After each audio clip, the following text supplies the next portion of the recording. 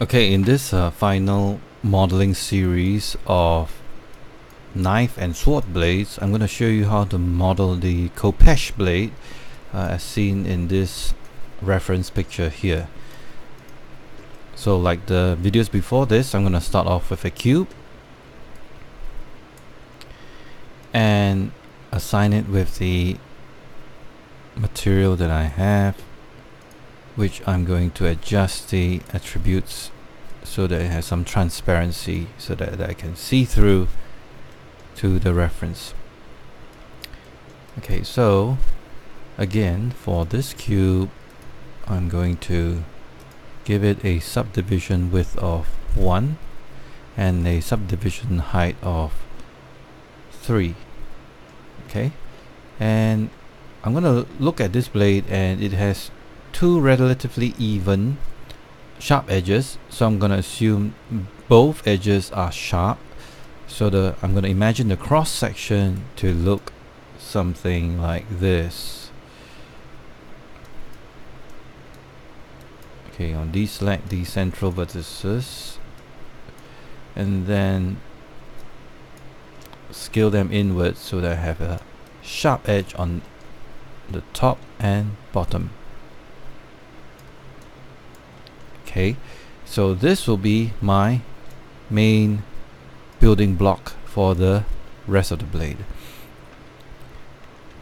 So right now I'm going to go to object mode, grab this piece, and then try my best to align it as much as I can to the center as possible. For the reference, I probably might have to tilt it a bit, so I'm going to unlock the reference and I'm just going to rotate the view reference a bit so that it's a little bit more level. Okay, so I'm going to lock my reference again and let's resume modeling. So I'm going to position this until it's like right in the center, and then switching to vertex mode to make sure that the lines of these two hard lines match up. Okay, so now I'm going to use my insert edge loop tool again. Okay, I've created a shortcut here, so I'm going to insert a couple of edge loops here on both ends. Pressing Q to go to select, right mouse click, go to vertex mode, and then grab these vertices. Press W to move, and I'm just going to move the vertices all the way to the end here. Pressing E to rotate and trying to match the orientation of the edges here. So I'm going to rotate all the way until it's about the same here. Press W to move and then try to match the edges here. Now I'm going to manually grab the vertices and position it to these points here.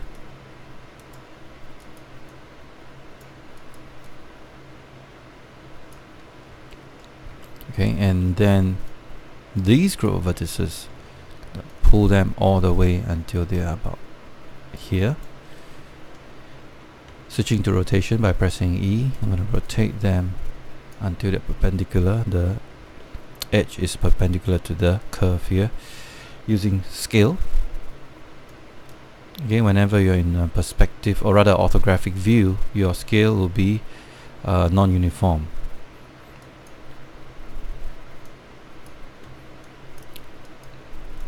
Grab this to position it against the lines here. Okay. So right now I'm just going to insert one edge loop right in the center about here, and then switching to vertex selection, I'm going to grab these vertices, move them until they form the curve, and I'm going to rotate them until it is perpendicular. And I'm going to use scale. Now these vertices, I'm going to move them here, then rotate until they are perpendicular to the curve. Okay, it is obvious that the areas which have a lot of curve will definitely need more edge loops. So another way to bring up the edge loop command is to go to edge selection, select one of the edges, hover over the edge, right mouse click, and then you can bring up the edge context menu and choose the insert edge loop. So if that's what you prefer, you can use that to bring up the insert edge loop 2. Okay, pressing G also bring up the last selected tool, in this case the edge loop 2. So I'm going to bring it, insert one edge loop and rotate it. And this one I might have to manually move the vertices to straighten them a little bit.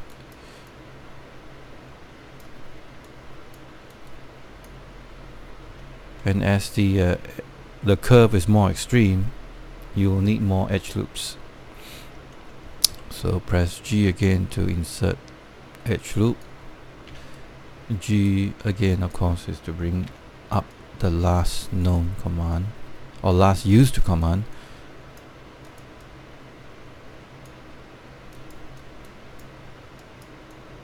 And perhaps another one here.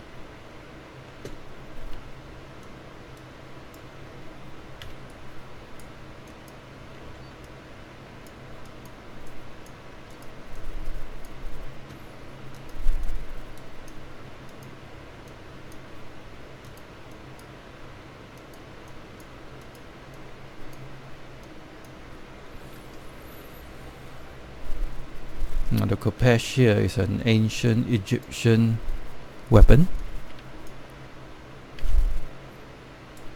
So in case you guys are wondering where the Kopesh originates from, so this is from Egypt. Ancient Egypt, no less. Okay, another edge loop here, and then I think the majority of the curve should be done.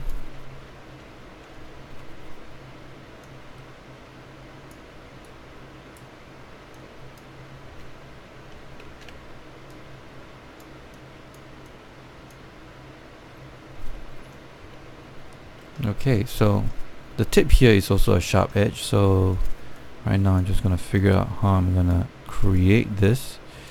Now what we can do is that we can select the ends here and extrude the face, or I can use just by extruding, or rather inserting another edge loop right behind here, then manually grab these vertices and position them in place.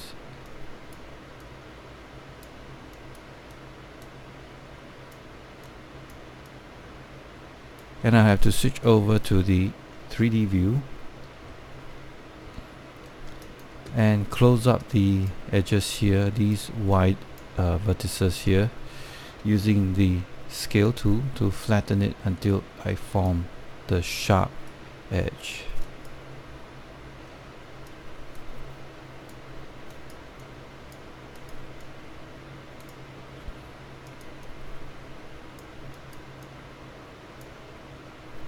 Okay, in order to give this a much rounded look, I can insert one central edge loop here. So I'm going to use the insert edge loop tool right in the center, and then move this edge to the center here. Okay, so I'm just going to continue. I'm going to insert one edge loop behind here. Then going back to selecting the vertices.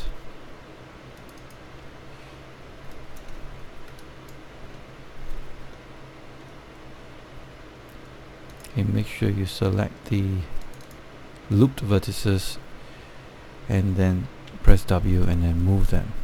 Okay, seems that I didn't select all the vertices. Okay, I'm gonna try it again.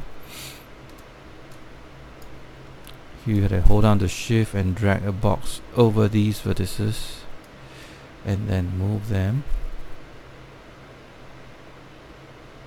Okay, maybe to here, and then this one, move it up to here.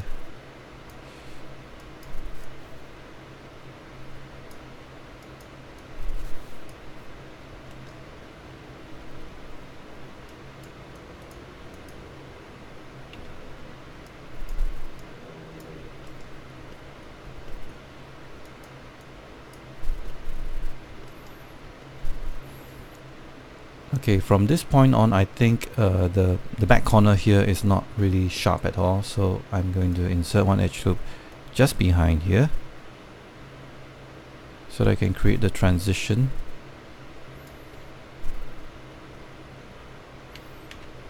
from a sharp edge to a non-sharp edge. So using scale to scale this up so it's no longer sharp. So I'm going to do the same for this top section here. Scale it up so it's no longer sharp.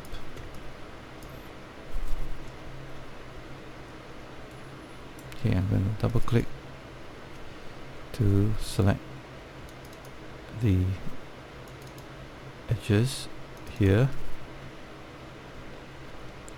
Okay, and I can extrude the faces here, or actually I can extrude only the faces on top here. So I'm going to manually select the faces here, right, and then while they are selected, I'm going to extrude, holding down the shift, right mouse click, and then choose extrude face. Then I'm going to press W to move and drag the faces out. Flatten this, press W to move, and move the vertices until they match the shape of the sword. Okay, as usual, I will not be modeling the rest of the blade, so this is just an example to show you guys how I will approach modeling the blade.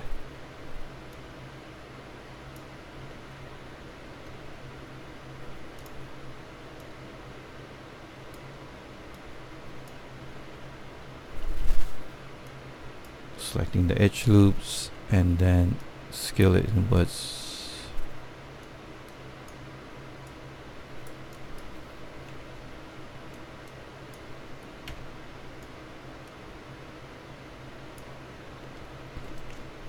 Okay, so this is the blocking stage of the Kopesh blade. So right now I'm going to adjust the material attributes so that it's no longer transparent, and we'll inspect the blade in its non-subdivided form. So right now, if I were to press number 3 to subdivide this, okay, and it looks pretty close to the target blade that we are trying to make, although the subdivisions took away a lot of the hard edges. So like the previous videos before, I'm gonna use the insert edge loop tool to harden the edges. So I'm gonna insert one edge loop, right the edges here, one more here, then down across here, and another one here. So if I go to select right now, you can see the hardness of the edges will appear. Okay, although I might have to adjust the vertices around here so that it doesn't have the hard edge around here. So I might have to use some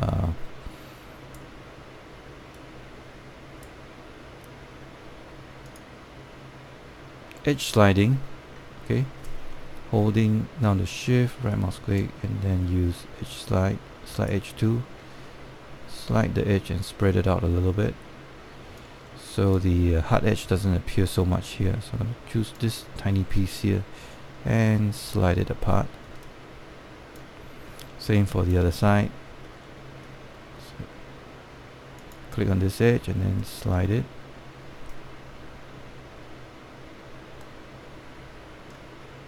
And this edge here, middle mouse click and slide.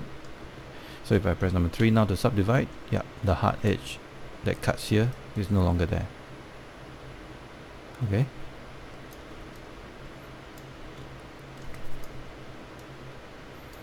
And that is how you block out and model blade like the Kopesh blade here. Okay, I hope you guys will try the techniques described in these 4 videos to model the sword or blade of your choice. And I hope you learned something from these videos, and thanks for watching.